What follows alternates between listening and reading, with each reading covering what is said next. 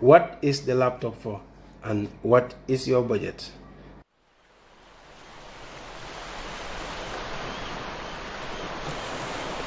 Hi, this is my first video in the IT for Beginners series. I will be highlighting points to note when buying used laptops to avoid spending your hard-earned cash on crappy laptops.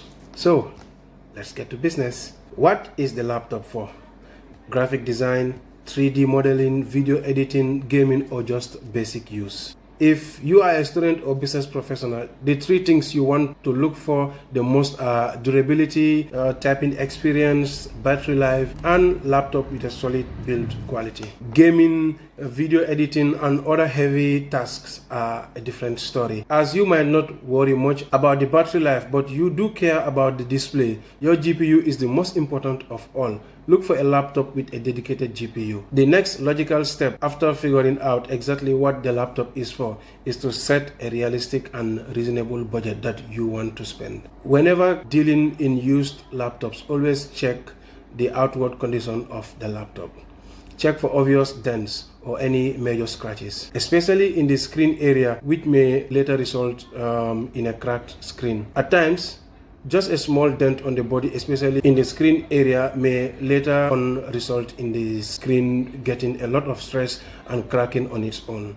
So once you've checked the complete cosmetic condition of the laptop and are satisfied, you can move on checking the keyboard. Does the keyboard have backlighting?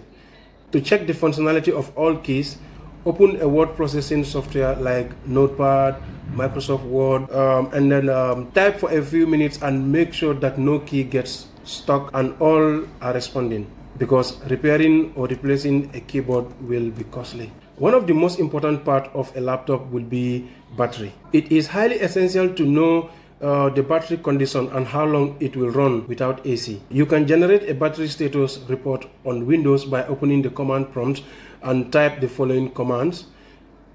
Copy the report directory and paste into the file explorer to open the report. Here we focus on the installed battery. Our target for a good laptop battery status will be around 100 to 125 to 150 cycles. The lower the number, the better.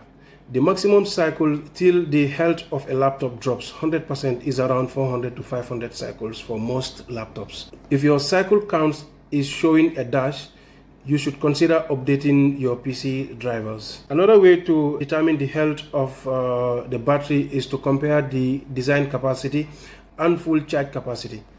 If the difference at full charge is less, then you still have some juice in your battery. Other important parts of the laptop to check would be the ports the laptop may be having. Number of USB Type A, USB Type C ports, HDMI, VGA ports, and SD card readers. Don't be carried away by the blue Core i5, i7 sticker. This might be an easy one for some of you, but you'd be surprised about how many people actually fall for this. Just because the laptop has an i7 CPU in it, it must be fast. Now, let's review the CPU on this PC. Right-click on Start and go to System to display the device specifications. On the processor, we see that my processor brand is Intel. The brand modifier is i5. The generation indicator is 7200. The first digit being 7 makes it 7th generation, followed by the 3 digits stock keeping unit, SKU. A high SKU number means the processor has more features. What about the letter U? This is the product line suffix. It is a key indicator of Intel processor capabilities. Each product line suffix means something. Example, U stands for ultra low power consumption. Letter F, if you see it in any CPU, would mean no integrated graphics.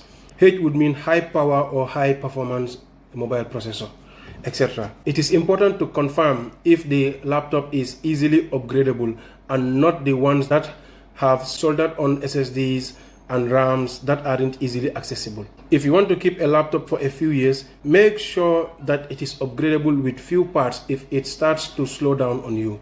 Another thing to look for is if the battery is easily replaceable. If the laptop is more than a couple of years old, chances are it won't have the battery capacity that it used to. and it's going to die a lot faster, so you might have to replace the battery at some point. And it's nice to know that you can when you buy the laptop. Read reviews if you are buying a used laptop. Laptops that are more than a few months or years old, chances are there's already a ton of reviews online about its known best performance, complaints about the build quality, or any other problems from people that have had the same laptop for a while. Over time, things go wrong with electronics, and it is meant to happen. One of the most important points on this list, open your eyes very well. If a fuller man is to sell a MacBook Pro with an M2 processor for $5,000, this sounds too good to be true, you know? Be suspicious. It's probably stolen, broken, or a combination of both. Make sure to investigate why the laptop is priced that low before you are invited to answer questions on possession of stolen items. Or it could be the person just doesn't know the true value of the laptop he's selling. Whatever the case, use your head. If the seller is giving you sketchy vibes or is saying things that don't make a whole lot of sense, avoid buying that laptop. So if you take care of these basic steps while buying a used laptop, there's a very slim chance that you will end up with a bad laptop. I know most of you will be knowing about these basic steps, but still there's a large audience which still doesn't know how to buy a used laptop. So if you know anyone or any of your friends who is buying a used laptop, do share this video with them and let them know what to look out for when buying a new laptop. Thank you guys, and subscribe.